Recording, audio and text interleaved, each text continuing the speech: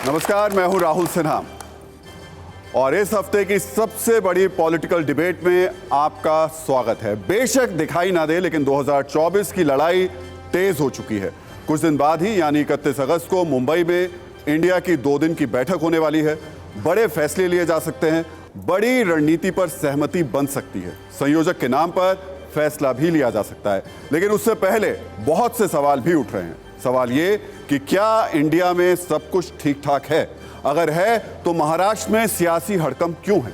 शरद पवार और अजीत पवार की मुलाकात क्यों हुई है? शिवसेना और कांग्रेस में तनाव क्यों है? क्यों दिल्ली में कांग्रेस और आम आदमी पार्टी के बीच तनातनी शुरू हुई है? क्योंकि नीतीश कुमार दिल्ली आ गए। क्यों केंद्र में मोहब्बत की दुकान खोलने वाली कांग्रेस मध्य प्रदेश में कट्टर हिंदूवादी हो चुकी है? सवाल यह भी कि क्या इंडिया गठबंधन के बाद बीजेपी वाकई परेशान हो चुकी है? नहीं हुई तो अचानक बैठकों का दौर क्यों शुरू हो गया? क्योंकि नई रणनीति बनाई जाने लगी है। तो चलिए बहस शुरू करते हैं, इस शर्त के साथ कि कोई शोर शराबा नहीं होगा, अमर्यादित भाषा का इस्तेमाल नहीं होगा, निजी हमले नहीं होंगे। एक सार्थक बहस की शुरुआत होगी क्योंकि इस मंच से पूछा जाएगा सवाल सत्ता का। और इस सवाल के लिए मैं जोरदार तालियों के साथ स्वागत करता हूं सुप्रिया श्रीनेत का, प्रवक्ता हैं कांग्रेस की, और सुधांशु त्रिवेदी, प्रवक्ता बीजेपी।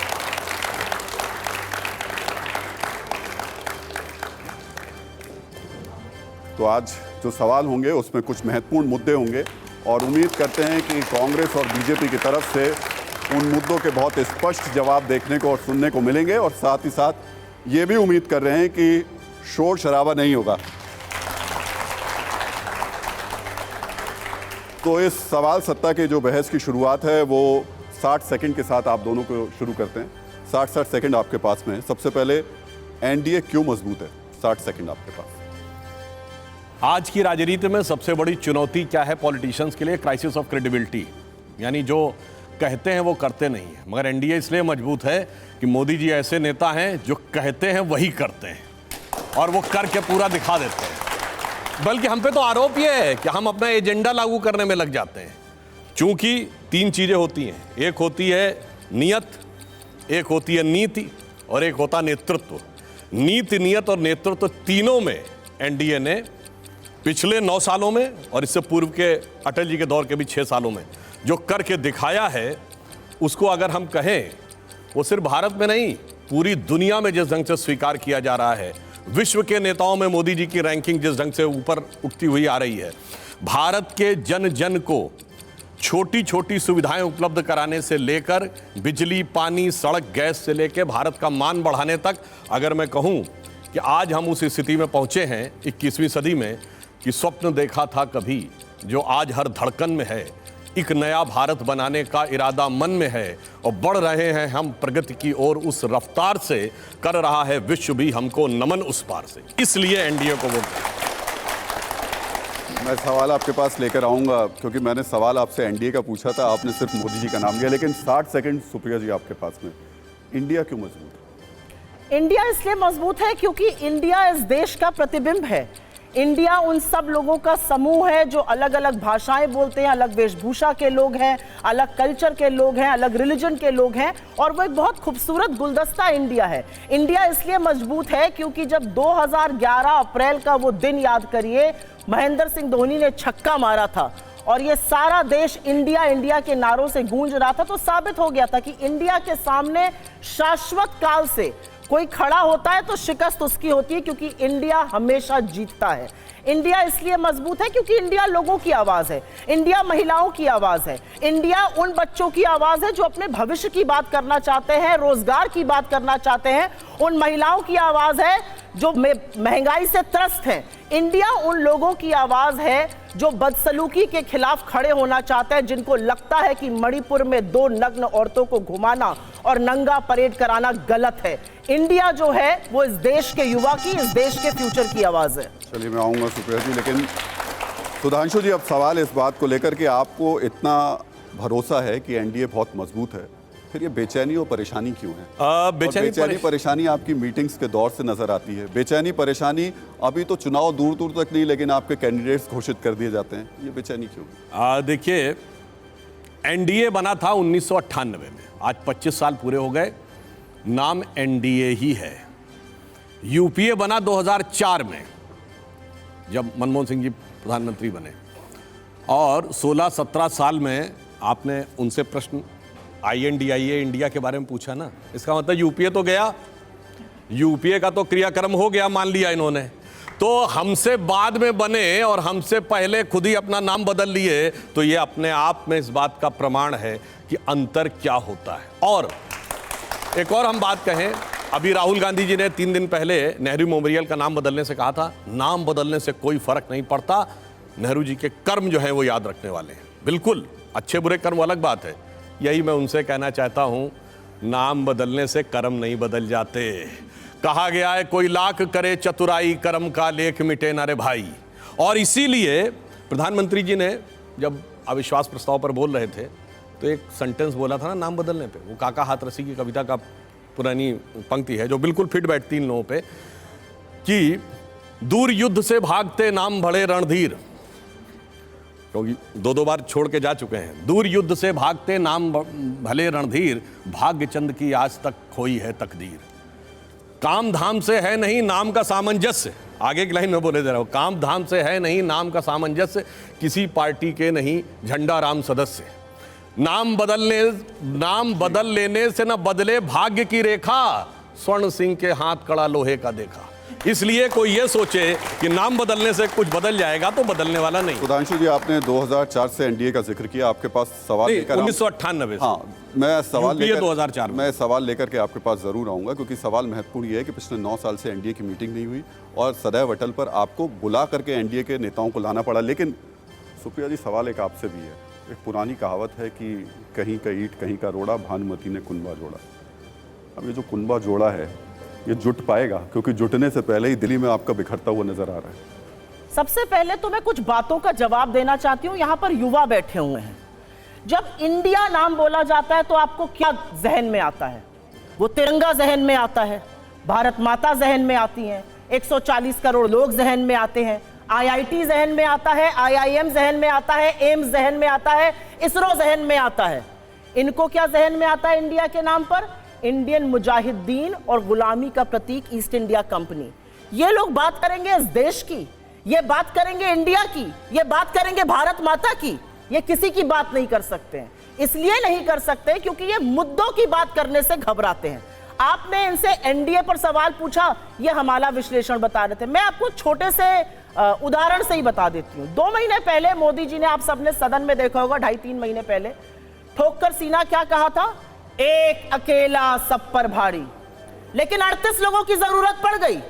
कुनबा तो यहां जोड़ा जा रहा है और उस 38 में से 24 के 0 सांसद हैं। उस 38 में से 7 का 1 सांसद है और 2 के 2 सांसद हैं। तो असलियत यह है कि उस कुनबे को जोड़ते वक्त 3 बातों पर माफी मांगी गई और आप सब लोगों ने दिखाया चैनल पर, बहस नहीं हुई वो अलग बात है। 3 बातों की माफी मांगी प्रधानमंत्री ने। क्या कहा? अगर 9 सालों में आपको मुझसे मिलने का वक्त ना मिला हो, अपने घटक दलों से कहा हमें माफ करिए। अगर एसपीजी ने आपको कहीं उपयुक्त बैठने की जगह ना दी हो, आप खड़े रह गए हो, तो हमें माफ करिए। और अगर कहीं कार्ड पर आपका नाम ना छपा हो तो हमें माफ करिए। ये 3 माफी तो आपको अपने कुनबे में मांगनी पड़ रही क्योंकि आपने उनका इतना तिरस्कार किया है। हमारी बातें मत कीजिए। मैं 30 सेकंड में एक बात कहना चाहती हूँ। ये पहुंच गए इंडिया पर, ये पहुंच गए शाश्वत काल पर। 1947 में यह देश आजाद हुआ था। यहां एक सुई नहीं बनती थी। यहां का लिटरेसी रेट 18% था और लाइफ एक्सपेक्टेंसी 32 साल थी। नेहरू की यह दूरदर्शिता थी। आज का दिन महत्वपूर्ण है। आज के दिन IIT खड़गपुर का उद्घाटन हुआ था। यह नेहरू की दूरदर्शिता थी कि IIT, IIM, एम्स, इसरो जैसी संस्थाएं बनाई। और आपको एक बात और बता दूं, 1 मिनट, अब मैं सवाल पूछूं। एक बात और बता दूं, हमारे IIT और एम्स बनने के बाद 30 साल तक एशिया में ऐसे कोई मैनेजमेंट इंस्टीट्यूट्स नहीं बने थे। ये दूरदर्शिता थी, उसकी बुनियाद पर यह देश खड़ा है, लेकिन ये उसको नकारेंगे। आप तो 1 मिनट, आप इस देश को इस कगार पर ले आए कि 80 करोड़ लोगों को आज फ्री का राशन देना पड़ रहा है, तो नहीं तो उनकी मौत हो जाए, और उसको आप अपना अचीवमेंट। सवाल अब मैं पूछूं, इनके अगर 38 में से 24 जीरो हैं तो आपके 26 में से 13 ऐसी पार्टियां हैं जिनके 0 सांसद हैं। और चुनाव आप आज के वक्त से लड़ेंगे या नेहरू जी के काम से लड़ेंगे? आज के वक्त से लड़ेंगे, क्योंकि हम आज के मुद्दों की बात कर रहे हैं। हम बात कर रहे हैं आज महंगाई की। 7.5% पर महंगाई है। सब यहां पर गृहिणियां बैठी मुझे दिख रही हैं। 7.5% महंगाई में 35% सब्जी पर महंगाई है, 13% अनाज पर महंगाई है। ये युवा है। 8.5% बेरोजगारी है। एक गाना था पीपली लाइफ का, सखी सैया तो बहुते कमात है, महंगाई डायन खाए जाते, आप सब लोगों ने सुना होगा। वो गाना भी बदल दिया इन लोगों ने, सखी सैया तो नईखे कमात है, महंगाई डायन खाए जाते हैं। हम महंगाई पर चुनाव लड़ेंगे, हम बेरोजगारी पर चुनाव लड़ेंगे, हम लड़ेंगे चुनाव जो मणिपुर में हो रहा है वो ना हो। पर अभी हम तो लड़ेंगे चुनाव, एक मिनट सुप्रिया जी, अभी तो आप ही लड़ रहे हैं आपस में, केंद्र के, अभी तो आप आपस में लड़ रहे हैं। केंद्र के शासित जम्मू कश्मीर में आज डीजीपी ने क्या बयान दिया है? डीजीपी का कहना है कि आतंकवाद से ज्यादा बड़ी समस्या आज की तारीख में ड्रग्स है। वहां पर हर 12वें मिनट पर जम्मू कश्मीर में एक ड्रग एडिक्ट अस्पताल के ओपीडी में आता है। यह हाल इन्होंने इस देश का कर दिया है। इन्होंने इस देश का यह हाल कर दिया है कि सुप्रीम कोर्ट ऑफ इंडिया, और ये मैं सुर्खियां अखबार की दिखा रही हूं, सुप्रीम कोर्ट ऑफ इंडिया केंद्र की सरकार से और गुजरात सरकार से पूछता है कि बिल्किस बानो के अपराधियों को आपने कैसे, चलिए आपके सवाल का जवाब ये ले लेता देश बना दिया इन्होंने। सुधांशु जी, देखिए अंतर क्या है कि इन्होंने कहा कि इंडिया वर्ल्ड कहा, तो देखिए इन्होंने अपना नाम जो रखा, मैं याद दिलाना चाहता हूं, महात्मा गांधी ने 1909 में किताब लिखी थी हिंद स्वराज, जिसमें उन्होंने आज़ादी का पूरा खाका बताया था कि उनकी स्वराज की अवधारणा क्या है। उसमें एक लाइन थी कि अगर हम भारत को अंग्रेज़ों से मुक्त करना चाहते हैं और खुद अंग्रेज़ों की नकल बनना चाहते हैं तो यह स्वराज नहीं हो सकता। इन्होंने गठबंधन क्या चुना, उसका पूरा नाम भी अंग्रेज़ी में है, छोटा नाम भी अंग्रेज़ी में है, हिंदी का नाम या भारतीय भाषा में नाम न इनको पता, न किसी और को पता, न किसी प्रवक्ता से कहिए तो बोल नहीं सकता। यानी वही कि वो जो अंग्रेजी का प्रभाव जो अंग्रेजों के जमाने से इनके स्थापित होने से था वही आज तक है। जो हम लोग एक कहते थे ना कि अंग्रेज बेचारे चले गए भारत को देकर आज़ादी, पर अभी तलक तुम गई नहीं चर्चिल दादा की परदादी, अंग्रेजी के लिए कहते थे, तो वो इनके ऊपर बिल्कुल लागू होता है। अब इनकी बात करना चाहता हूँ, इन्होंने JNK दिखाया। ये साहब जम्मू कश्मीर इतना बड़ा बदलाव नहीं दिखता। एक दौर था जम्मू कश्मीर में पाकिस्तान जिंदाबाद के नारे, ISIS के नारे, कश्मीर बनेगा पाकिस्तान के नारे, पत्थर करती फेंकती हुई भीड़ की स्थिति। अब G20 की समिट हो रही है। इवन इनके दोनों भाई बहन जाके भारत जोड़ो यात्रा के समाप्त के समय कितने सौहार्दपूर्ण प्रेमपूर्ण वातावरण में एक दूसरे पे बर्फ के गोले फेंक रहे थे, जहां पत्थर और हथगोले फेंके जाते थे। इतना बड़ा बदलाव यदि नजर नहीं आ रहा है तो इसके लिए क्या करें। दूसरा, इन्होंने लिटरेसी की बात कही। हाँ, मैं बात मानता हूं कि नेहरू जी ने कई अच्छे कार्य भी किए थे, जिसमें स्टील प्लांट्स बनाने की भी बात थी, IITs भी बनाई थी, एम्स की बनाई थी, मगर बहुत सी चीज़ों में उनको बहुत बड़ी गलतफहमी भी थी। एक तो मैं ये करेक्ट कर दूं, भारत की साक्षरता की दर 1947 में 18 नहीं 12% थी। चलिए कोई बात नहीं, मगर उससे बड़ी बात मैं बताता हूं, ये जिस विचार से पोषित है वो कहता है कि भारत में शिक्षा अंग्रेज लाए, जबकि मैं ब्रिटिश डॉक्यूमेंट कोट कर रहा हूं 1812 की ब्रिटिश हाउस ऑफ कॉमन्स की जो रिपोर्ट सबमिटेड है, उसके अनुसार भारत के हर गांव में एक स्कूल है और भारत में साक्षरता दर मद्रास प्रेसिडेंसी और बंगाल प्रेसिडेंसी में 90% से ऊपर। मगर ये लोग कहते हैं कि अंग्रेजों ने आके हमें बाद में सिखाया। इसलिए हमारी और इनकी सोच में एक बहुत फंडामेंटल डिफरेंस है, और इसी बात का अंतर हमारी और इनकी कार्यशैली में भी नजर आता है। और इसीलिए मैं एक बात और कह देना चाहता हूं, हम जब सत्ता में आते हैं तो देश का स्वाभिमान पूरी शक्ति के साथ उठता है। जब अटल जी आए थे पोखरण का विस्फोट हुआ था, जब मोदी जी आए तो सर्जिकल स्ट्राइक और बालाकोट हुआ। इनके ज़माने में क्या रहता है कि हम बड़े और ताकतवर होकर छोटे और कमज़ोर के खिलाफ सिर्फ शिकायत दर्ज करते रहते थे। अब क्या है, अब हम बड़े और ताकतवर हैं और छोटा हमसे, यानी पड़ोसी वाला छोटा जाके कहता है कि भारत हमको हड़का रहा है। चलिए सुधांशु जी, लेकिन ये तो काम तो इंदिरा गांधी ने भी किया था। लेकिन सुप्रिया जी, जो सवाल मैं आपसे पूछा था आप उस पर आई नहीं। लड़ाई पहले इनसे या पहले आपस की लड़ाई निपटानी होगी? मैं उसका जवाब दूंगी, लेकिन पहले मैं इनकी कुछ त्रुटियां, आप मेरे सवाल का जवाब नहीं देती। आप उनसे भी जवाब नहीं ले पा रहे, मुझसे भी नहीं मैंने ले पा तो ले रहे, लिया। लेवल्ड है सुप्रिया जी, मैंने ले लिया उनसे सवाल का पहले मैं जवाब। अपनी बात कहूंगी, उसके बाद आपके सवाल का जवाब दूंगी। इतनी पर दे दीजिएगा। इतना लोग जरूर दीजिएगा, आपके शो में भी होना हाँ। चाहिए। इन्होंने कहा छोटा देश बड़ा देश। आपके विदेश मंत्री ने ऑन रिकॉर्ड, जयशंकर जी ने ऑन रिकॉर्ड कहा है हम चीन से कैसे लड़ सकते हैं, वो इतनी बड़ी इकोनॉमी है, हम छोटी इकोनॉमी है। ये आपके विदेश मंत्री का कथन, या तो इसका खंडन करिए या उनको बर्खास्त करिए, क्योंकि चीन के आगे हमारी आर्मी आंख में आंख डाल के खड़ी है और आपके विदेश मंत्री ये कहकर उनका हौसला तोड़ते हैं। आपके प्रधानमंत्री, मेरे भी प्रधानमंत्री हैं, बिना पलक झपकाए कहते हैं कोई घुसा हुआ नहीं है। परसों 19th कोर कमांडर लेवल की बातें खत्म हुई और कोई परिणाम उसका नहीं निकला। 3.5 साल बाद भी गलवान की शहादत के हम स्टेटस को यथावत स्थिति अप्रैल 2020 की नहीं बना पाए हैं, क्योंकि प्रधानमंत्री ने इस देश से झूठ बोला था और कोर कमांडर की मीटिंग में चीन ये बात लगातार कहता है कि आपके प्रधानमंत्री ने कहा कोई घुसा हुआ नहीं है, जबकि असलियत यह कि अपने पेट्रोलिंग पॉइंट्स को आपने बफर जोन बना लिया। आप कहते कहते बड़ी सारी बातें कह गए। इस हफ्ते, इनफैक्ट लास्ट हफ्ते जब पार्लियामेंट चल रहा था, सीएजी नाम की संस्था का आपने नाम सुना होगा, कंट्रोलर एंड ऑडिटर जनरल, सरकार के सारे खर्चे की निगरानी करती है, नियंत्रण करती है, उसका ऑडिट करती है। उस संस्था ने 1 नहीं 2 नहीं 7 घोटालों का पर्दाफाश किया है मोदी सरकार में। ये कहते हैं रिपोर्ट ही गलत है। रिपोर्ट हमारे घर में थोड़ी लिखी गई है, रिपोर्ट भारत के सदन के पटल पे रखी गई है, करिए वहां पर डिस्प्यूट। घोटाला है भारतमाला प्रोजेक्ट में। द्वारका का एक्सप्रेसवे, ये सुनिएगा, बड़ी इंटरेस्टिंग बात है। द्वारका का एक्सप्रेसवे बन रहा था, 18 करोड़ प्रति किलोमीटर पे बनना था। बना कितने पे आपको पता है? 250 करोड़ प्रति किलोमीटर पे। एक मिनट, आप बातें बता रही हैं, वो 2 सब आ किलोमीटर चुकी में मंगलयान पहुंच गया, उतने में हमने 2 किलो। एक मिनट रुक जाइए, कुछ आ चुका है, सबको पता है। अरे उन लोगों को भी पता करने सबको पता है, देश की जनता जागरूक है, देश की जनता जागरूक है। पर आप मेरा सवाल का जवाब नहीं दे रहे। मुझे दिक्कत इतनी है कि आप मेरे सवाल 3 बार मैंने पूछा, आप मेरे सवाल पे नहीं आ रही। हम 2 ही लोग हैं, सवाल पर आ तो जाइए भाई। जिस सीएजी का नाम सुन के 2014 के पहले मिर्गी के दौरे आने लगते थे टेलीविजन एंकर्स को, पेपर फेंक फेंक के शोज होते थे, आज उस पर चर्चा ही नहीं हो रही है। सुई पटक सन्नाटा है। बताइए तो सही कि जितने में मंगलयान पहुंच गया उतने में 2 किलोमीटर सड़क आपने बनाई। आपका जवाब ले लेंगे, टिकट लगाइए उस सड़क पर। बिल्कुल आपके सवाल का जवाब ले लूंगा। आपने मुझसे मेरे गठबंधन के बारे में पूछा और वो सवाल जरूरी है।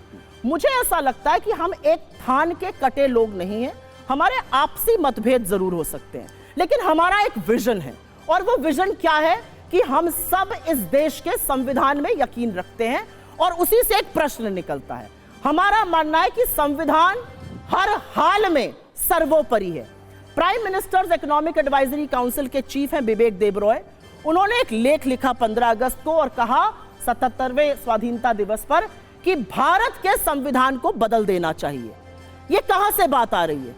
मोदी जी के बहुत निकट माने जाते हैं, उनके आर्थिक सलाहकारों की सूची में सबसे आगे हैं, अध्यक्ष हैं prime minister economic advisory council के।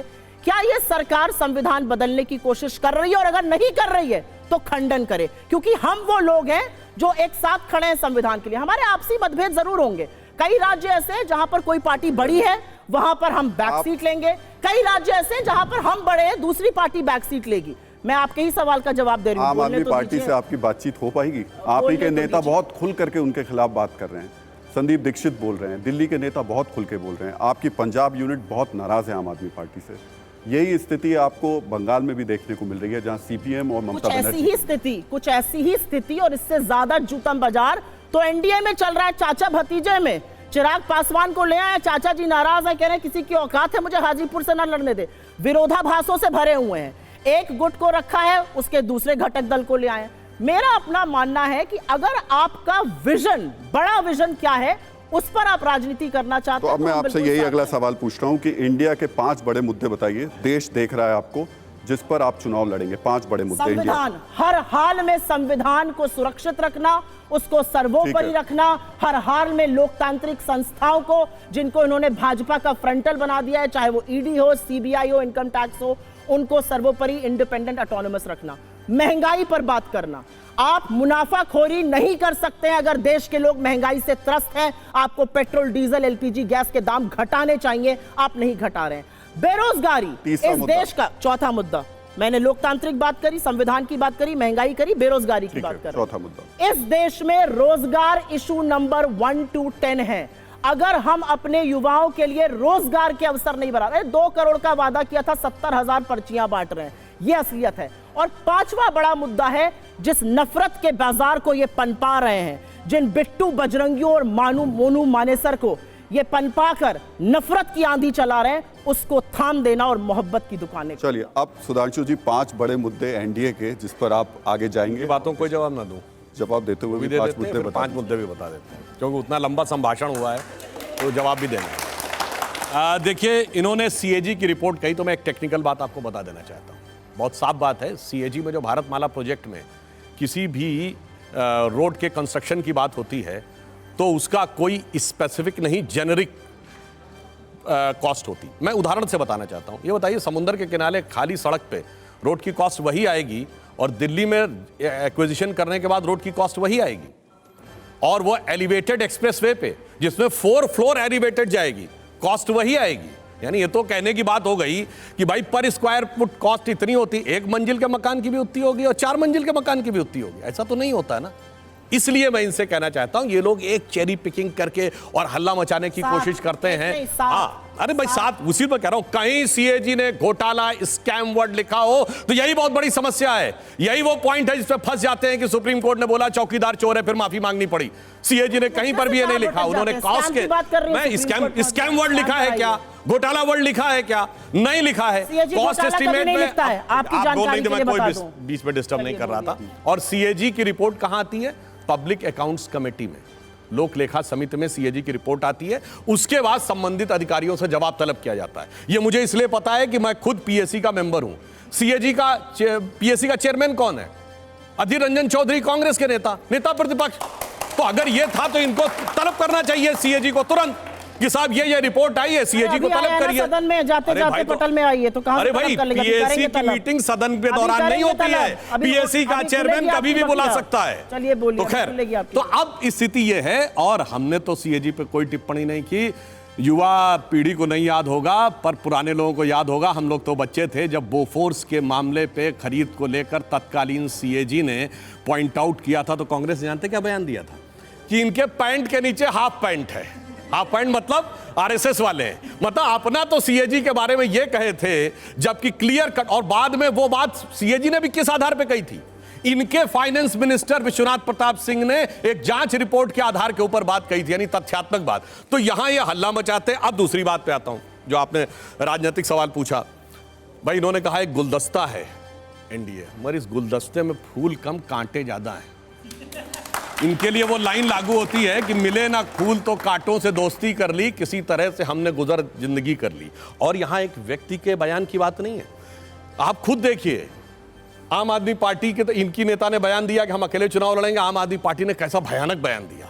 महाराष्ट्र में एनसीपी के नेता जितेंद्र आवाड़ क्या बोल रहे हैं? अरे एक बार कह दिया पवार साहब ने, 83 साल का व्यक्ति, क्या इनको बार बार जाके बोलेगा? इनको जो समझना हो समझ लें। सामना क्या लिख रहा है आपके बारे में?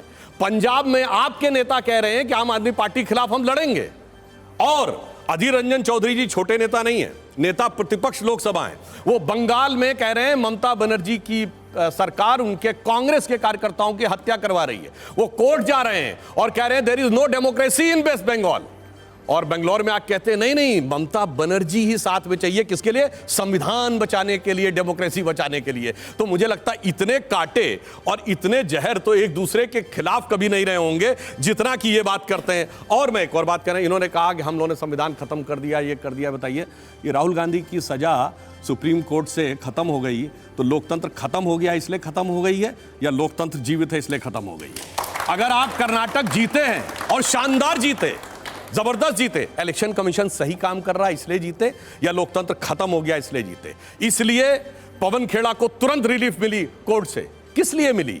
इसलिए करिए, आप तो मंत्रमुग्ध हो गए। नहीं, इसलिए मैं सिर्फ ये कहना चाहता हूं, अब इनको कम से कम 3-4 बार बोले कोर्ट से तो माफी मांग चुके हैं। अब एक बार जाके माफी मांगनी चाहिए कि अब देश के बाहर जाके मैं राजनीतिक नफे नुकसान के आधार पे देश के लोकतंत्र को कलंकित नहीं करूंगा कि ये खत्म हो। 5 मुद्दे बता दीजिए जिस पर अब।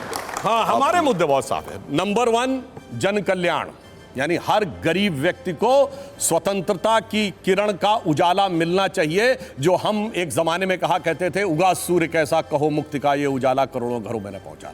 नंबर 2, विकास उस रफ्तार से होना चाहिए कि आज जैसे हम 5वीं बड़ी आर्थिक शक्ति बने, जो प्रधानमंत्री जी ने कहा तीसरे टेनोर में तीसरी आर्थिक शक्ति बनेंगे, कि दुनिया देखे विकास कैसा होता है। और तीसरा क्या होना चाहिए? मजबूत राष्ट्रीय सुरक्षा, न बाहर से न कोई अंदर से। जैसे पहले आप याद करिए, चंडीगढ़ से चेन्नई तक और सूरत से लेकर गुवाहाटी तक धमाके ही धमाके होते थे, चलती ट्रेन में, बस में, जहां तहां लिखा रहता था। वो नहीं होना चाहिए।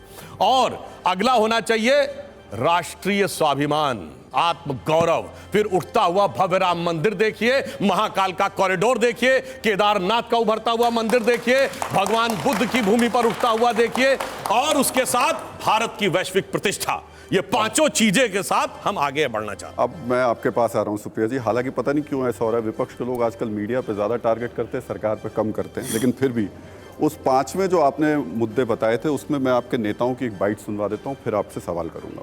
एक बार आशीष उस सवाल को सुनवा दीजिए। देखिए, बनाने की क्या बात है, 82% तो हिंदू हैं ही, तो वो क्या हिंदू पैदा कर रहे हैं?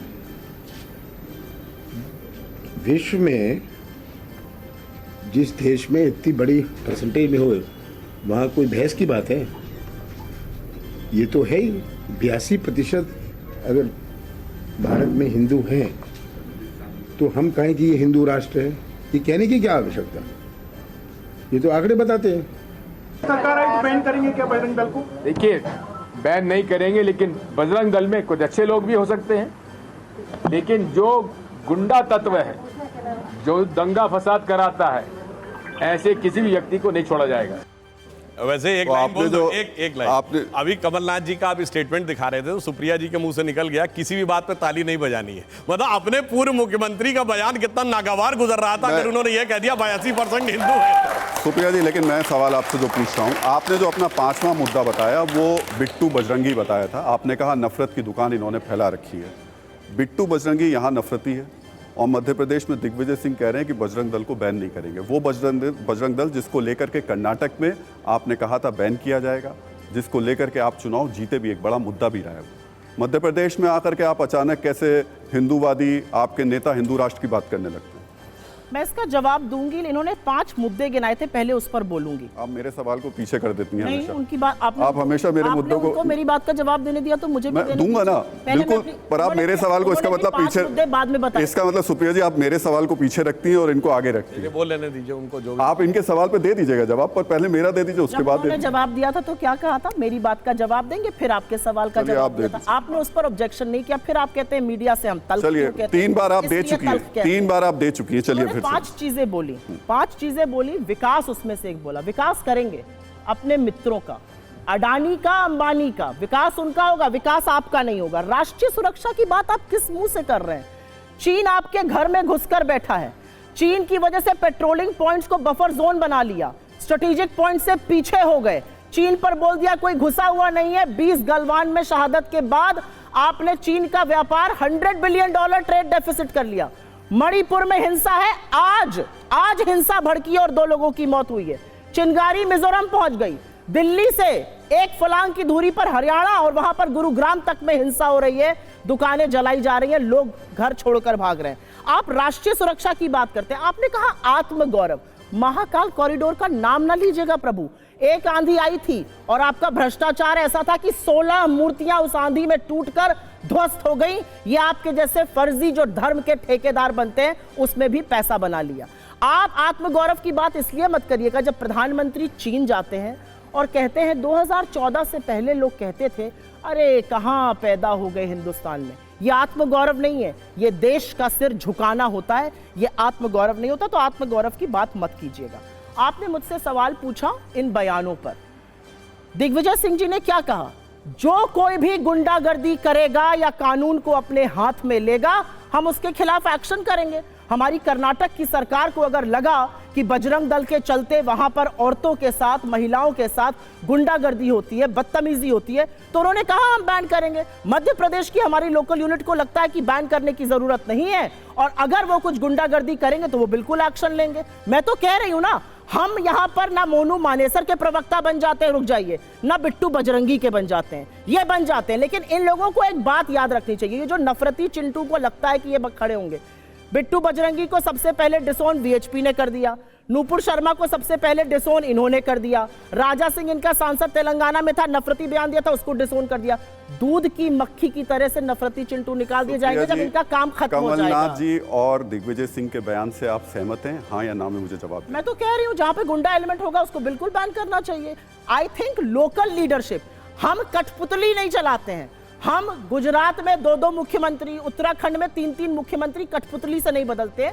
लोकल लीडरशिप को जो लगता है वो उनको करना चाहिए और मुझे ऐसा लगता है कि लोकल लीडरशिप सक्षम है, क्योंकि कमलनाथ जी के कार्यकाल में या कांग्रेस की सरकार में एक आदिवासी के ऊपर किसी नेता ने पेशाब नहीं करी थी, एक लड़की को निर्वस्त्र नहीं घुमाया गया था जो इनकी सरकारों में मैं हो रहा है। जवाब ले लूं। सुधांशु जी, सवाल ये भी है कि आप आत्मगौरव की बात कर रहे हैं। अब जो आम जनता है वो 200 रुपए किलो जब टमाटर लेके चलती है तो आत्मगौरव होना थोड़ा मुश्किल हो जाता है। और अगर कांग्रेस के नेता हिंदुत्व की तरफ जा रहे हैं तो बीजेपी तो अब पसमानदा की तरफ जा रही है। देखिए, मैं बिल्कुल ये बात कहता हूं कि इस समय महंगाई की दर 7.5% है और जून के महीने में कितनी थी? 4.5%। बिल्कुल मैं मानता हूं खाने पीने की चीजों की, सब्जियों के दाम इधर बढ़े हैं क्योंकि भयानक बारिश हुई है देश में पिछले 1-1.5 महीने में भिन्न भिन्न जगहों पे। उससे फसल भी बर्बाद होती है और ऐसी कोई भी चीज जो जल्दी खराब होने वाली हो, जिसमें सब्जियां सबसे ज्यादा सेंसिटिव होती हैं, जिनका कि ट्रांसपोर्टेशन में सबसे बड़ी समस्या आती है, होता है 2-3 महीने में स्थिति फिर ठीक हो जाएगी। अगर महंगाई की दर की बात करनी है, 9 साल की पूरी महंगाई की दर बताएं। पर आपके मुद्दे में महंगाई नहीं थी। नहीं, मैं आप इसलिए बताएं क्यों। 1952 से आज तक जितने चुनाव हुए सिर्फ 2 ही लोकसभा चुनाव हुए जिसमें महंगाई मुद्दा नहीं था, 2004 और 2019, क्योंकि दोनों में उससे पहले भारतीय जनता पार्टी सत्ता में थी और दोनों में महंगाई की दर विकास की दर से बहुत कम थी। अब यहां पे मैं एक और बात भी कहना चाहता हूं, कोई बात नहीं, दर्शक जाके चेक कर लें, आज तो नेट पे सारा डाटा अवेलेबल है। पिछले 60-70 साल में कितनी महंगाई किसके दौर में रही और कितनी बेरोजगारी किसके दौर में रही। भाई कोई कभी सत्ता में ना आया हो तो कहे कि हम आएंगे बदल देंगे। जो 55-56 साल आपकी पार्टी नहीं आपके खानदान की हुकूमत रही और जिसमें महंगाई 22-23-24% तक रही, 10-12% तो जब तब रही, और उसके बाद आज आप कहें कि साहब हम आके सब कुछ बदल देंगे, तो देश की जनता को वो कहावत याद आती है कि बाप न मारिन मेड की बिटवा तीरंदाज। उसके बाद आके ये बात कहेंगे। अब मैं अपनी बात भी तो कह लूं, आपने मेरा सवाल तो पूछ लीजिए, पसमानदा की तरफ जाओ। जी अरे उसी पे देखिए आ रहा हूं। देखिए कितनी मजेदार बात है, कर्नाटक में बजरंग दल पे बैन होना चाहिए और सबसे बड़े जो हिंदू आतंकवाद के भी प्रणेता माने जाते थे दिग्विजय सिंह जी मध्य प्रदेश में नहीं बोल रहे बैन होना चाहिए। आप देखिए कमलनाथ जी क्या बोल रहे हैं, हिंदू राष्ट्र के मुद्दे पे बोल रहे हैं। 82% हिंदू है तो कहने की क्या जरूरत है। और आके क्या कहते हैं, कर्नाटक में क्या कह रहे थे, इनके लिए तो वो लाइन याद आती है, पल भर में ये तोला है और पल भर में ये माशा है, कहते तो तमाशा है और खुद ही तमाशा है। इतना बदलाव अगर आपके अंदर आ रहा है तो ये तो मैं मानता हूं सकारात्मक बदलाव है। अच्छा, हम जहां तक बात कर रहे हैं बदलाव में आप भी हमें आ रहा है ना। अब हम आपको बात बता रहे हैं, जो आपने पसमंदा की बात कही, आज से कही है क्या? मोदी जी ने जब गरीब को दी जाने वाली योजनाएं सबको दी तो बगैर जाति पंथ मजहब के भेदभाव को मिली। अगर उज्ज्वला योजना हो, आयुष्मान भारत योजना हो और फिर चाहे जनधन योजना हो, सबको मिला तो 70%, सुनिए मैं पूरी बात कर लीजिए, 70% अल्पसंख्यक समाज के किसी न किसी एक परिवार को, 70% लोगों को एक नई योजना का लाभ मिला। वो कौन थे? पसमानदा ही तो थे। अब से पहले तो ये नहीं कहा गया कि पसमानदा मुसलमानों के पास जाइए और राखी बंधवाइए, ये तो अभी सुनने को मिल रहा है ना चुनाव से पहले। अच्छा ये बताइए, ये मुस्लिम विचार मंच कब से बना हुआ? तो आप बहुत बताते हैं संघ का मुस्लिम विचार मंच तो 20 साल से काम कर रहा है और आज आपको नजर आ रहा है। हम तो सिर्फ ये कह रहे हैं, हम आज की बात थोड़ी कह रहे हैं, हम तो अच्छे और राष्ट्रवादी मुसलमानों के साथ आज नहीं खड़े। 2002 में डॉक्टर कलाम को राष्ट्रपति बनाया था और ये तब सब खिलाफ खड़े हुए थे। इनसे पूछिए कोई डॉक्टर कलाम के साथ गया था? और आपको बात बता दूं, भारत की आजादी जब मिली तो पहली शहनाई 15 अगस्त 47 को उस्ताद बिस्मिल्लाह खान ने बजाई थी और उनको भारत रत्न 2001 में मिला। 50 साल के कांग्रेस के राज में कभी नहीं मिला। वीर अब्दुल हमीद की शहादत की 50वीं वर्षगांठ हुई, सुनिए आज नहीं, 2015 में मोदी जी ने उनके पूरे परिवार को बुलाया, उनकी पत्नी को बुला के सम्मानित किया। मैं चुनौती से कहता हूं, एक सेक्युलरिज्म का सूरमा दिखाइए जो वीर अब्दुल हमीद के घर पे गया हुआ। इनको कौन से अच्छे लगते हैं? इशरत जहां, याकूब मेनन, अब जवाब ले लेता हूं, जाकिर नायक, ये मैं जवाब ले लेता हूं। सुप्रिया जी, सवाल मेरा पहला होगा, उसके बाद इनका आप जवाब भी दे दीजिए। सवाल ये कि आप बार बार चीन का जिक्र कर रही हैं। राहुल गांधी इसी वजह से, राहुल गांधी, मैं आता हूं आपके पास, राहुल गांधी इसी वजह से पेंगोंग में है। क्या है? राहुल गांधी इसी वजह से पेंगोंग में है आजकल, ताकि चीन के मुद्दे को और बड़ा बनाया जा सके। मुझे लगता है राहुल गांधी ने एक भारत जोड़ो यात्रा करी है, 4000 किलोमीटर कन्याकुमारी से कश्मीर तक पैदल चले हैं इस देश को जोड़े रखने के लिए। अजनबियों को गले लगाया है, लोगों के आंसू पोंछे हैं, महिलाओं का सशक्तिकरण देखने को मिला जब वो उनके साथ बेखौफ होकर चल रही थी। वो मैकेनिक से मिलते हैं, वो ट्रक ड्राइवर से मिलते हैं, वो स्टूडेंट से मिलते हैं। इनके राज में, ये रामेश्वर जी हैं, सब्जी बेचते हैं, आप सबने इनका वीडियो देखा होगा। इनके राज में रामेश्वर जी की भरी आंखें कहती हैं हमारी गुजर नहीं हो रही। राहुल जी उनसे मिलते हैं और उनके दिल में खुशी आती है। क्यों? क्योंकि कोई गरीबों की बात सुनने के लिए नहीं है। मैं एक बात इनसे पूछना चाहती हूं, आजकल बड़ा हॉट टॉपिक है, आप लोग भी इस पर दिखा रहे थे, मैं देख रही थी थोड़ी देर पहले। एक अन अकेडमी नाम की संस्था है, वो पढ़ाती है, वहां के एक टीचर हैं, उन्होंने शायद बच्चों से कह दिया कि पढ़े लिखे को वोट देना। पढ़े लिखे को वोट देने की बात करी थी, किसी का नाम तो लिया नहीं था। ये right wing, Bharatiya Janata party का सोशल मीडिया, उनके सोशल मीडिया के महाराष्ट्र के चेयरमैन सब मोदी जी को क्यों समझ लेते हैं? ये कौन सा चोर की दाढ़ी में तिनकी वाली सरकार है भैया? काजोल ने बोला हमारे लीडर्स को पढ़ा लिखा होना चाहिए, सारी राइट विंग उसके खिलाफ खड़ी हो गई। हर बार जब कुछ पढ़ाई लिखाई पर बोला जाता है, शिक्षा पर बोला जाता है, अच्छाई पर बोला जाता है, बिना नाम लिए राइट विंग को यह क्यों लगता है कि वो आपके साथ है? और असलियत यह है कि यह देश इन्होंने बना दिया है कि अन अकेडमी ने उस व्यक्ति को, सांगवान जो पढ़ा रहे थे, और कहा, और मुझे लगता है बच्चों को यह बोलना, अगर मैं इन बच्चों को बोलती हूँ बेटा पढ़ो लिखो, कुछ बनो, कुछ काम करो, अपना नाम करो, शिक्षित लोगों के साथ रहो, अच्छे लोगों के साथ वक्त बिताओ, तो मैं क्या गलत कह रही हूं? उस व्यक्ति को नौकरी से निकाल दिया क्योंकि राइट विंग ने उसको बुली किया, राइट विंग ने प्रेशर बनाया। यह बना दिया आपने मेरे देश को। यह ट्रेन की बात कर रहे थे, आज की तारीख में अगर आप ट्रेन में जा रहे हैं और अगर एक भक्त से आपकी बहस हो जाती है और आपके विचार अलग हैं, तो एक आदमी खड़ा होता है, अपनी सर्विस बंदूक से आपका नाम पूछकर आपकी हत्या कर देता है। यह हुआ था अभी कि नहीं हुआ था? जयपुर की ट्रेन जो जा रही थी, वहां पर एक व्यक्ति चेतन सिंह सीआरपीएफ का खड़ा हुआ, आरपीएफ का, सॉरी, रेलवे पुलिस फोर्स का, उसने नाम पूछा और 3 मुसलमानों की हत्या कर दी क्योंकि वो मुसलमान थे। एक चूड़ी बेचने वाले व्यापारी की, एक पैंट्री कार की, एक किसी और की, क्योंकि आप इसमें बहुत सारे लोग हैं जिनसे मेरी विचारधारा नहीं मिल सकती। ये गोली लगा के मुझे मार देंगे, या मैं इनको, ये क्या बना दिया इन्होंने आपके हमारे देश को? और आप कह रहे हैं कि सब कुछ चंगा सी। ये चंगा है कि चलती ट्रेन में 4 लोगों की दिन दहाड़े हत्या कर दी जाती है? ये चंगा है देश में? ये चंगा है कि 2 औरतों को नग्न घुमाया जाता है और चीफ मिनिस्टर कहता है ऐसे एक नहीं सैकड़ों हादसे हुए? ये चंगा है कि सुप्रीम कोर्ट कह रहा है कि बिल्किस बानो के रेपिस्ट आपने किस बेसिस पर रिहा किए? ये चंगा है कि जम्मू कश्मीर का डीजीपी आपसे चीख चीख कर कह रहा है कि ड्रग्स की समस्या वहां पहुंच गई है? ये चंगा है कि पढ़ने लिखने की बात करने वालों को आप बर्खास्त करा देते? क्या बना दिया आपने इस देश को? और आप बात करते हैं आत्मगौरव की। इस देश को 40 साल पीछे ले जाने का काम आपने किया है, उसके अलावा आपका कोई नो अदर अचीवमेंट है। ये असलियत है। देखिए, इन्होंने कहा बहुत, पिछली बार इनका एक बात का जवाब नहीं दे पाया था, कठपुतली का, तो मैं याद दिलाना चाहता हूं। ये बताइए, आज तक देश के सबसे पढ़े लिखे प्रधानमंत्री कौन हुए हैं? क्वालिफिकेशन के हिसाब से डॉक्टर मनमोहन सिंह। और कठपुतली कौन बना के रखा था? पढ़े लिखों की कितनी इज्जत है सबको पता है। दूसरा मैं आपको बताना चाहता हूं, दूसरे सबसे पढ़े लिखे प्रधानमंत्री कौन हुए हैं? जवाहरलाल नेहरू जी। उनके जमाने में देश में क्या क्या हुआ? पंजाब गया, कश्मीर गया और चला बंगाल गया और चीन के हाथों मानसरोवर का वह ऊंचा भाल गया।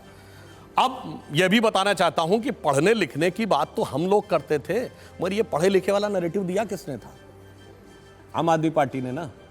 देखिए कैसे बेचारे पुरानी धुरानी पार्टी नई नवेली पार्टी के चंगुल में आ जाती है, और वो पढ़े लिखे इतने महान हैं।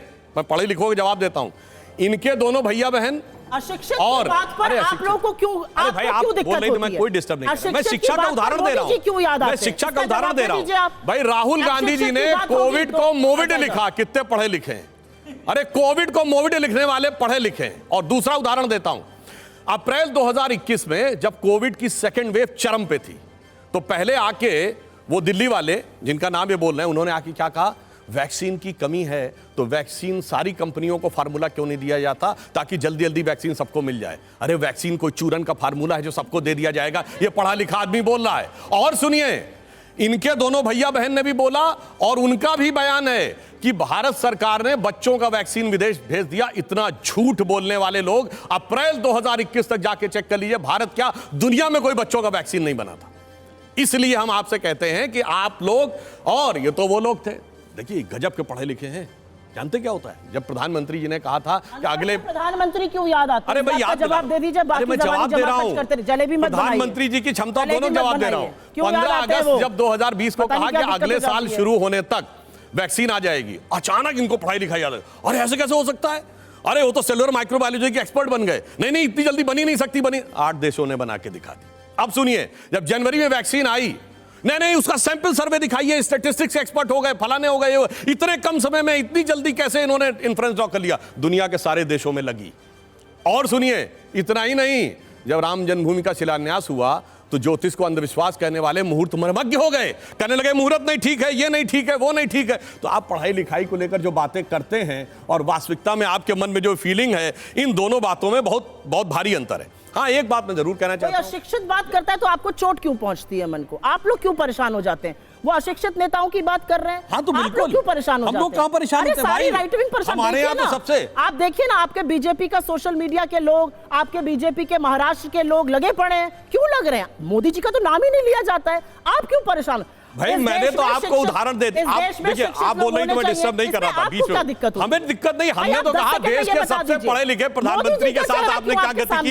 देश के सबसे पढ़े लिखे दाढ़ी में तिनका क्यों आ जाता है? इस बात का जवाब दे दीजिए, वो आप नहीं दे सकते हैं। अरे सुनिए, ये कौन सी आप बात कर रही हैं भाई? यही जो मैंने तो आपसे बात कही कि सबसे पढ़े लिखे प्रधानमंत्री की आपने क्या गति की? आपको मोदी जी का चेहरा क्यों नजर आता है? अरे किसने कहा याद आता है भाई? क्यों आप लोग क्यों आपने बात बताया? अरे सुनिए, इतना बरगला जाते, क्या हो जाता है? किसको लग रहा है? किसी की बात बरगलाए हुए तो आप लोग लग रहे हैं भाई, देखिए ना, बरगलाए हुए तो देखो भैया कहने वाले लोग लग रहे हैं, और आप कह रही हैं कि कौन दूसरा पर खिला रहा है, बौखला रहा है। अरे भाई मुझे समझ में नहीं आता। आप देखिए, काजोल के खिलाफ आप लोग बोल रहे हैं। अरे कौन हम लोग, क्या मतलब है भाई? क्यों बोल रहे हैं? कौन किसके खिलाफ बोल रहा है? अच्छा ये बताइए, पढ़े लिखे, अच्छा ये बताइए पढ़े लिखे, अच्छा बताइए पढ़े लिखे वाला सेंटेंस किसने शुरू किया था? केजरीवाल जी के साथ है ना भाई। पढ़े लिखे तो आप भी हैं, पढ़ी लिखी मैं तो ये कह रहा हूं, अपने बच्चों को भी पढ़ाने की बात करते हैं। जब हम कहते हैं कि बेटा कुछ पढ़ लिख के बन जाओ, तो जब कहते हैं ना अगर नहीं पढ़ोगे तो ठीक नहीं बनेगा, आपको उसमें मोदी जी क्यों नजर आते हैं? किसी का नाम नहीं लिया जाता, मोदी जी का चेहरा आपको क्यों नजर आता है? उस बात का जवाब दे दीजिए। आपके लोग इतने उत्तेजित क्यों हैं? देखिए ना, सबके एक के बाद एक ट्वीट है, फेसबुक पोस्ट है, साक्ष्य के साथ बोल रही हूं, काहे मोदी जी का चेहरा नजर आने लगता है? ये चोर की दाढ़ी में तिनका है, क्योंकि आपको पता है आपके बारे में बात हो रही है। आपके बारे में मैं जवाब बीच में डिस्टर्ब किया था, तो मैं अपनी बात पूरी कर लूं। मैं जवाब ले रहा हूं। ये कह रही हैं कि हमारे लोग बोलते हैं पढ़ी लिखी है ना, तो पढ़ के बताइए भाजपा का कौन आदमी बोला? भाजपा के सोशल मीडिया के हेड, भाजपा के बताइए ना, भाजपा के कौन लोग बोल रहे हैं? पढ़े हुए बोलिए। अब 50 लोग सोशल मीडिया के हेड, 50 लोग हैं, आप ये बोलने लगते हो। और दूसरी बात में सोशल मीडिया के हेड टर्न पे बोलिए भाई, मैं डिस्टर्ब। और दूसरी बात, अरे भाई सुनिए, ये जिस नेता के पक्ष में बोल रही हैं, जो कहने की कोशिश करते हैं केजरीवाल जी, आज इनकी गति और दुर्गति देखिए, उनकी किस शिद्दत के साथ डिफेंस किया जा रहा है। किसके साथ? जिसने इनको गुजरात में इनका वोट हाफ कर दिया, पंजाब में इनका स्विच ऑफ कर दिया, दिल्ली में इनको साफ कर दिया, और उसके बाद आज उनके साथ खड़े हुए हैं। इसे कहते हैं कि 100 जूते खाएं, तमाशा फिर भी देखते हैं। सुधांशु जी, अब मैं सवाल, सुप्रिया जी मेरा सवाल, एक सवाल पूछा, उसका जवाब मेरा एक नेता का नाम बता दीजिए। नहीं, कितने नेताओं ने बोला? आशुतोष दुबे आपके बीजेपी के सोशल मीडिया के महाराष्ट्र के हेड हैं। उन्होंने क्या लिखा है? Sangwan is saying this indirectly pointing to the prime minister of India. उन्होंने तो नाम ही नहीं लिया। आपकी चोर की दाढ़ी में तिनका क्यों है? क्यों आपके लोग ट्रेंड करा रहे हैं कि शट डाउन? ये क्यों करा रहे हैं? मोदी जी का कोई नाम नहीं लेता है। अगर कहीं पर किसी को नृशंस कहा जाता है, आपको दिक्कत होती है। किसी को कहा जाता है अरे एक आदमी जुमले बोल रहा है, आपको लगता है प्रधानमंत्री को कहा जा रहा है। एक नेता बड़ा झूठा है, आप प्रधानमंत्री की बात करते हैं। बेटा पढ़े लिखे लोगों को राजनीति में आना चाहिए, आप प्रधानमंत्री को समझ लेते हैं। क्यों समझ लेते हैं? अब सवाल मेरा आपकी दाढ़ी में तिनका है, मान जाइए। सुधांशु जी, एक लाइन क्या? सुनिए, एक मिनट इसमें कोई डिफेंस, एक लाइन बोल दूं, एक लाइन। आप लोग ऐसा है, सोच लेते हैं कि प्रधानमंत्री की बात हो रही है। ऐसा है, हमारे यहाँ दाढ़ी परमानेंट है, दाढ़ी हाल में इन लोगों ने बढ़ाई है, इसका मतलब इनको तिनका छुपाने की जरूरत है। ये सब बेवकूफी मत करिए। बेवकूफी की बात कौन कर रहा है? देखिए, अगर आप दोनों मेरी नहीं सुनेंगे तो बड़ा मुश्किल है। बेवकूफी की बातें कौन करता है? इसमें कि खड़े होकर सदन में कौन बोलता है घिसी पिटी बात? अगर आप दोनों मेरी बात नहीं सुनेंगे तो बड़ा मुश्किल होगा डिबेट को इस तरीके से बढ़ाना। मेरा सवाल आपसे यह है कि आप शिक्षा की बात कर रही हैं, शिक्षा काबिलियत का क्या पैमाना होता है? लोकसभा में आपके विपक्ष के नेता हैं अधीर रंजन चौधरी, उनकी क्या शिक्षा है, क्या शैक्षिक योग्यता है? एक मिनट, आप मेरे बयान उठाकर देख लीजिए। मेरा मानना है कि संविधान में उनकी शैक्षिक, नहीं एक मिनट, उनकी शैक्षणिक योग्यता क्या है? मैं एक मिनट, मेरा मानना है, मुझे बोलने दीजिए। सवाल पूछ लिया आपने, अब मेरा जवाब सुनिए। मेरा मानना है कि हमारा संविधान एक अंगूठा छाप व्यक्ति को भी प्रधानमंत्री बनने की अनुमति देता है। मुझे इसमें कोई आपत्ति नहीं है, एब्सोल्युटली। मेरा अपना मानना है कि इस देश में डेवलपिंग इकोनॉमी है, कोई भी बन सकता है। आप अंगूठा छाप हो, आप छठा पास हो, आप 10वां पास हो, आपकी डिग्री फर्जी हो, नकली हो, अगर प्रूफ नहीं हुआ, आप बन सकते हैं प्रधानमंत्री। मेरा उद्देश्य दूसरा है ये कहने का कि जब शिक्षा की बात हो, मुझे उसमें कोई आपत्ति नहीं है।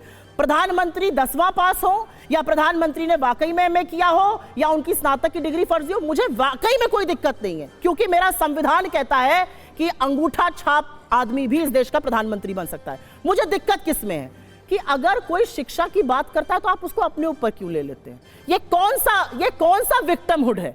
कोई कहता है बड़े झूठे होते हैं राजनेता, आजकल लोग बहुत झूठ बोल रहे हैं, अपने ऊपर क्यों ले लेते हैं? कोई कहता है जुमलों की बारिश होने वाली है आज, आप अपने ऊपर, मैंने एक दिन लिख दिया जुमलों की बारिश होने वाली है, आप मोदी जी को ऐसा क्यों? मैंने तो मोदी जी का नाम ही नहीं लिया था, मैं तो किसी शर्मा जी की बात कर रही थी।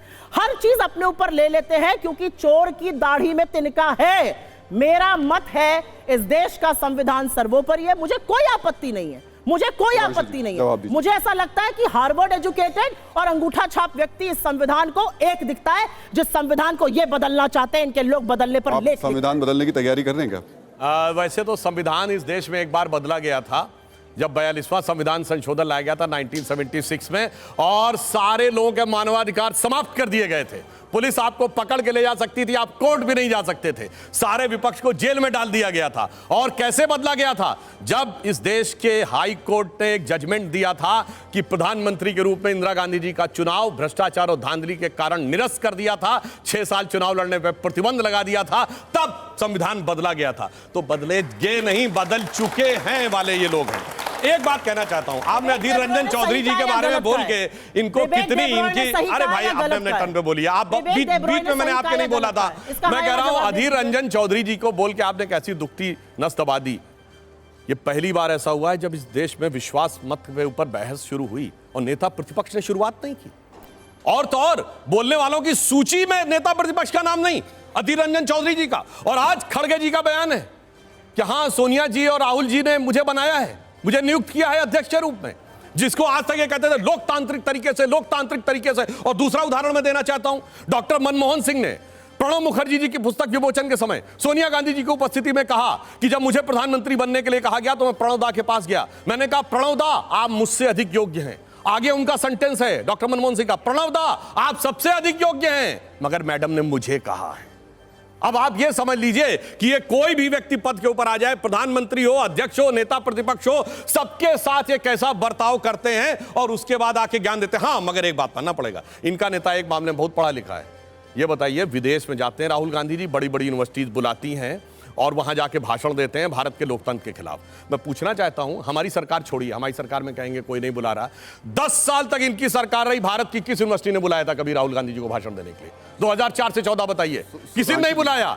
ये विदेश में ही जाके क्यों बुलाते हैं? अचानक सारी उनकी विद्वता, पढ़ाई लिखाई विदेश में ही, और उन लोगों के साथी नजर आते हैं जो भारत विरोधी एजेंडा के हिस्से होते हैं। जरा इसको भी पढ़ने की, लिखने की बहुत जरूरत है। लेकिन जो सवाल पूछा था उन्होंने, विवेक डोबराय, जो उन्होंने कहा संविधान बदलने के बाद, सही कहा या गलत सही कहा या गलत कहा, जवाब दीजिए। मैं पूछ रहा हूं। भाई विवेक दोबराय ना मुझे इस वक्तव्य की कोई जानकारी है, ना विवेक दोबराय जी भारतीय जनता पार्टी के कोई सदस्य हैं, ना इसके कॉन्टेक्स्ट की जानकारी है। मैंने तो ये उदाहरण दिया, सुनिए, मैंने तो कहा संविधान बदल चुके हैं। अब बताइए संविधान बदला था या नहीं, बोलिए। मैं बता देता हूं उन्होंने क्या कहा। एक मिनट पहले ये कह दें, संविधान बदला था या नहीं? सारे ह्यूमन राइट समाप्त कर दिए थे नहीं? बोलिए हाँ या ना, बोलिए हाँ या ना। बदल चुके हैं पे बोलिए ना। किसी ने कहा, कोई कह रहे हैं इस कॉन्टेक्स्ट को छोड़िए, जो हो चुका उस पे जवाब दीजिए। कोई नहीं है, महत्वपूर्ण व्यक्ति है, उसको कन्नी से काटती हूं, कन्नी से बताइए ना, आप तो बदल चुके हैं ना। Vivek Debroy prime minister economic advisory council के अध्यक्ष हैं, प्राइम मिनिस्टर द्वारा अपॉइंटेड हैं। उन्होंने एक लेख लिखा कि भारत का संविधान बदल देना चाहिए।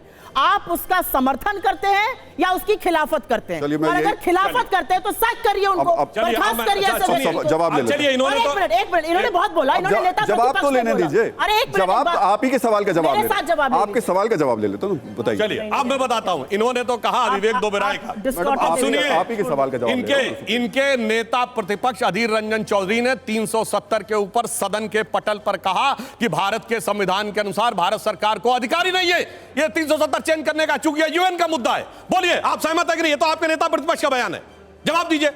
पर उसका फ्लोर हाउस पे जवाब है, उसका जवाब तो दे दीजिए। विवेक डोबराय ने जो कहा वो सही है या नहीं? क्या बात आप कर रहे हैं? सरकार का व्यक्ति, नेता प्रतिपक्ष संसद के पटल पर बोले, वो पार्टी का बयान है, इसलिए मैं कह रहा हूं इसमें कोई बोलिए विवेक देबरॉय का समर्थन करते हैं या विरोध करते हैं? हाँ या ना में जवाब दीजिए।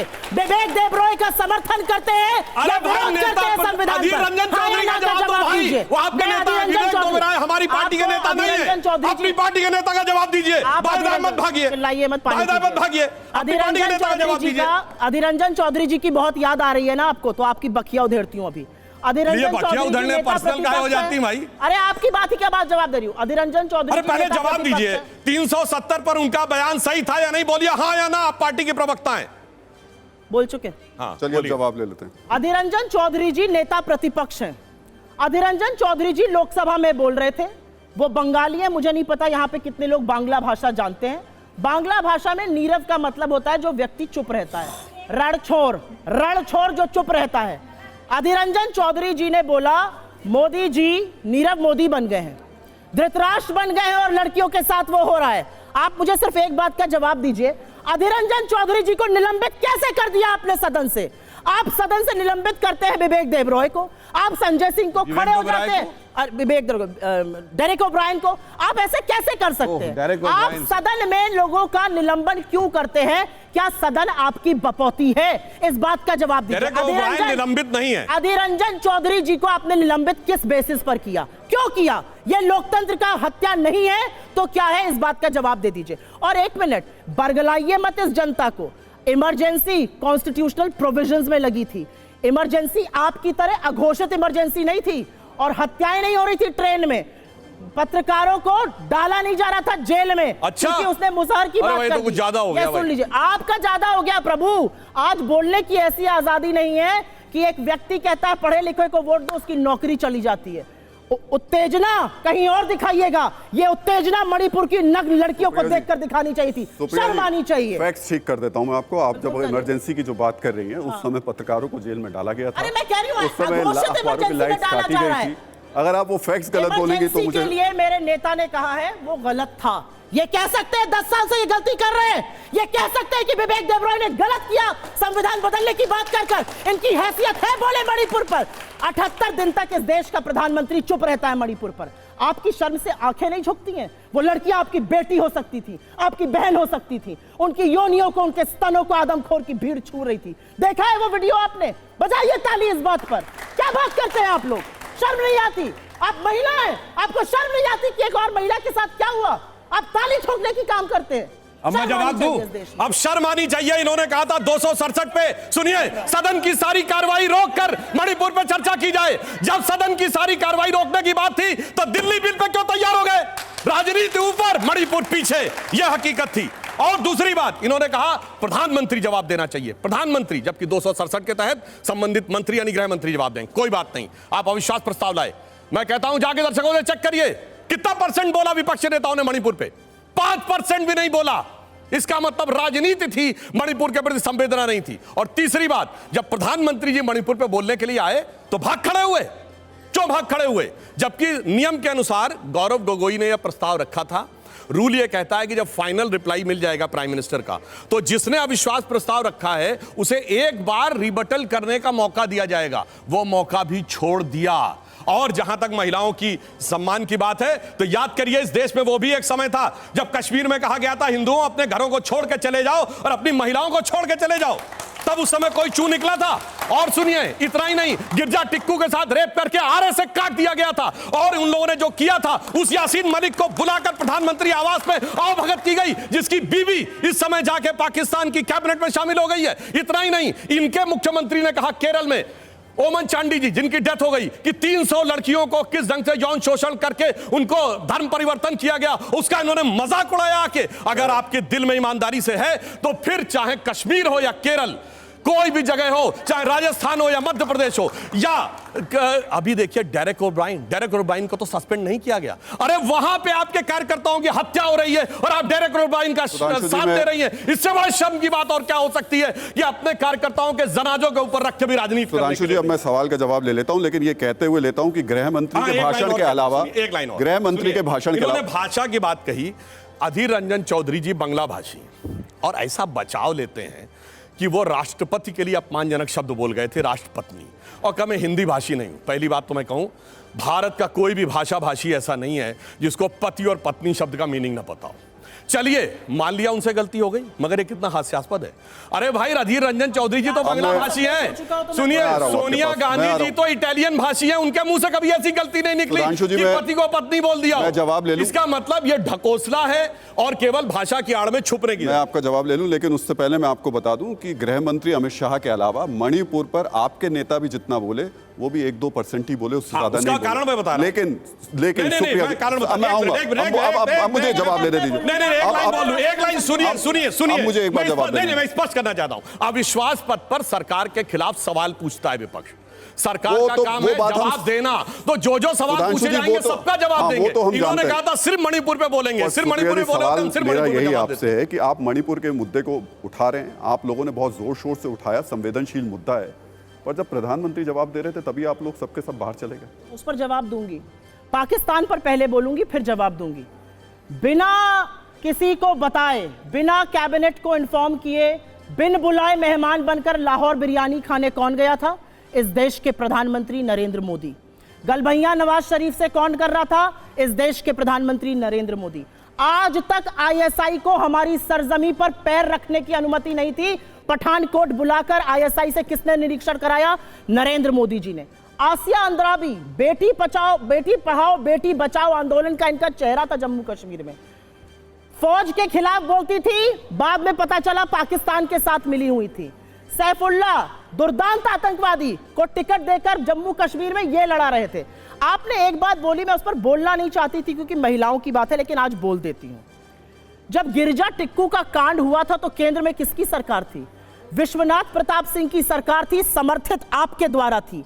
आप सत्ता पक्ष में बैठे थे और कश्मीर में चुन चुन के पंडितों को मारा जा रहा था। आप सत्ता पक्ष में बैठे हैं और मणिपुर में चुन चुन के लोग मारे जा रहे हैं।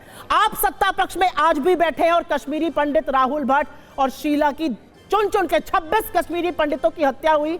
9 महीने से कश्मीरी पंडित सड़कों पर बैठे हैं, आंदोलन कर रहे हैं। आपके पास मिलने के लिए वक्त नहीं, आप उनके ऊपर लाठियां बरसाते हैं। ये कर रहे हैं आपने मणिपुर पर मुझसे सवाल पूछा। और भाषा की मर्यादा तो उसी दिन खत्म हो गई थी, ये दलील जिस दिन इस देश के प्रधानमंत्री ने एक ब्याहता को 50 करोड़ की गर्लफ्रेंड कहा था, एक वैधव्य झेलती हुई औरत को जर्सी गाय और कांग्रेस की विधवा कहा था। उस दिन भाषा की मर्यादा खत्म हो गई थी जब प्रधानमंत्री ने कहा था लड़कियों की चेहरे अचार के डब्बे पे लगा दो तो अचार बिकने लगता है। भाषा की मर्यादा, मेरा मुंह मत खुलवाइए, प्रधानमंत्री ने भंग की है।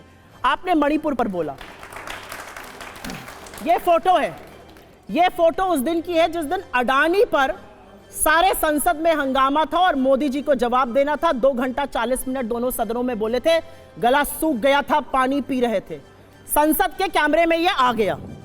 मोदी जी 1 घंटा 38 मिनट इस बार सदन में बोल चुके थे। उनको पानी पीना था। सदन का जो टीवी, संसद टीवी है, वो उनसे हटके स्पीकर पे चला गया। मोदी जी पानी पी ले क्योंकि सूखता गला नजर ना आए। मोदी जी 1 घंटा 38 मिनट इधर उधर की बातें करते रहे।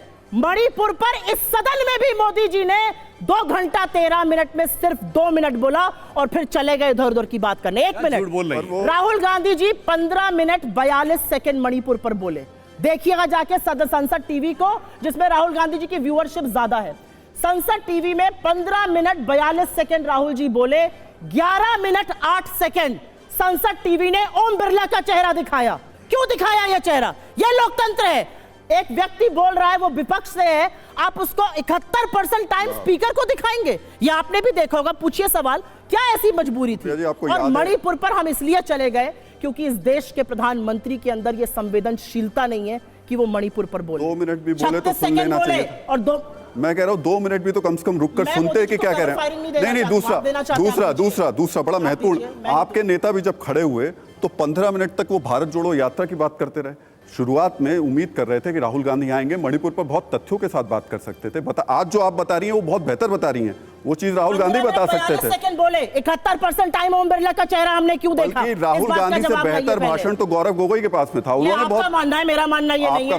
राहुल गांधी वहां गए, राहुल गांधी वहां के हर समुदाय से मिले, हर महिला से मिले। महिलाओं ने जो उनको स्टोरी बताई है वो रुदन ऐसा है कि आपके हाड़ कांप जाएंगे। 15 मिनट वो भारत जोड़ो यात्रा पर थे। तो क्यों नहीं होंगे? भारत जोड़ो यात्रा में बात करना गलत है। मणिपुर पर जब आप बात कर रहे थे मतलब तो मैं आप समझ नहीं पा रहा, आपकी दलील क्या है? मैं दलील नहीं समझ, मैं खुद समझना चाह रहा हूं, देश समझना चाह रहा था कि बात मणिपुर पर हो रही थी और राहुल गांधी भारत जोड़ो यात्रा बता रहे थे कि मेरा अहंकार खत्म हो गया, बता रहे थे कि देखिए मेरे अंदर दूसरी तरीके का बदलाव आ गया। मणिपुर लोग सुनना चाह रहे थे उस 15 मिनट 42 सेकंड सुनाया मणिपुर, महोदय ने 2 मिनट सुनाया। मणिपुर सुनना चाह रहे थे लोग चाह रहे थे इस देश का प्रधानमंत्री बोले, 78 दिन तक चुप रहा और फिर 36 सेकंड बोला। मणिपुर सुनना चाह रहे थे लोग, अगर वो गए मणिपुर सुनना चाह रहे थे लोग, लेकिन प्रधानमंत्री 2 मिनट बोले। राहुल गांधी से भी सुनना चाहते थे, राहुल गांधी से भी सुनना चाहते थे। प्रधानमंत्री हैं, बनेंगे जल्दी। राहुल गांधी विपक्ष के बड़े नेता हैं। जाएंगे, बनेंगे, इंडिया के नेता राहुल गांधी हैं, बोलिए बनेंगे तो बनेंगे ना, प्रधानमंत्री कैंडिडेट है, प्रधानमंत्री कैंडिडेट है। देखिए तुरंत जोश में दिल की आरजू लबों से निकली और खतरनाक गेंद देख के क्रीज में वापस खींच ली अपने कदम। भाई चलिए मैं जवाब ले लूं, लेकिन आपके प्रधानमंत्री मणिपुर पर बोलते हैं, 2 मिनट कहा भाई, आप बात करती हैं जाकर मैं जवाब ले लूं, इनका लंबा ऐसे ही पूछिए। मैं जवाब ले लूं। देश सुनना चाहता था मोदी जी को। मैं बताता हूं देश क्या सुनना चाहता था। ऐसे बोलिए, देश सुनना चाहता था। देश, इनका कहना है कि देश सुनना चाहता था, कांग्रेस पार्टी सुनाना चाहती थी।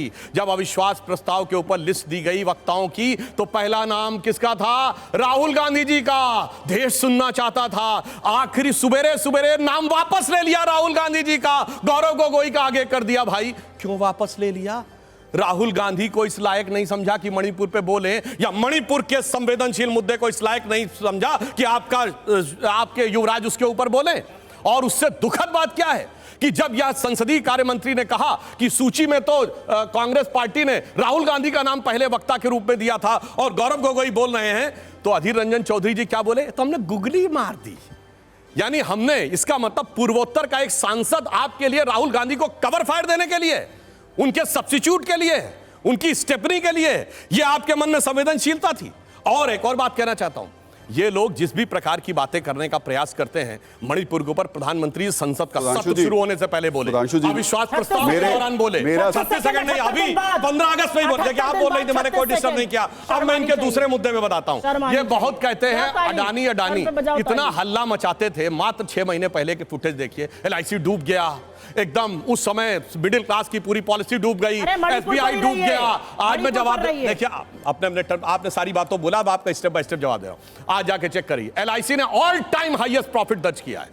स्टेट बैंक ऑफ इंडिया का पिछले क्वार्टर का जो फायदा है वो 18,000 करोड़ रुपए, जो पहली बार रिलायंस से भी ज्यादा हुआ है। ये कहते हैं डूब गया। और मैं पूछना चाहता हूं, इनके ऊपर इतनी बात है तो अडानी को सबसे बड़ा प्रोजेक्ट दिया है पावर का 60,000 करोड़ रुपए का राजस्थान में, और 11,000 करोड़ रुपए का प्रोजेक्ट दिया है माइंस का छत्तीसगढ़ में, और सुनिए पोर्ट का सबसे बड़ा प्रोजेक्ट दिया केरल में। अडवाणी का सबसे बड़ा उपभोक्ता आकर यहां प्रवक्ता बनकर ऊपर प्रवचन देता है। बोलिए सबसे बड़ा मैं जवाब लूंगा, मैं जवाब लूंगा, लेकिन वो गलत है, कैंसिल कर दीजिए, अभी कैंसिल करिए। मैं अभी जवाब ले लेता हूं। 10 सेकंड में एक बात कहना, मैं एक सवाल इनसे पूछूं, फिर आप कहेंगे मैं सवाल नहीं पूछता इनसे। मेरा सवाल सिर्फ आपसे, मैं लूंगा आपको, लेकिन मेरा सवाल सिर्फ आपसे इसी बात को लेकर के है कि आप जैसे अभी अपनी सारी काबिलियत, अपनी सारे विकास की योजनाएं गिना रहे हैं, मणिपुर के वक्त भी आपके तमाम जितने मंत्री थे वो सिर्फ अपनी विकास योजनाएं, हमने किसके लिए क्या किया, ये बताते रहे।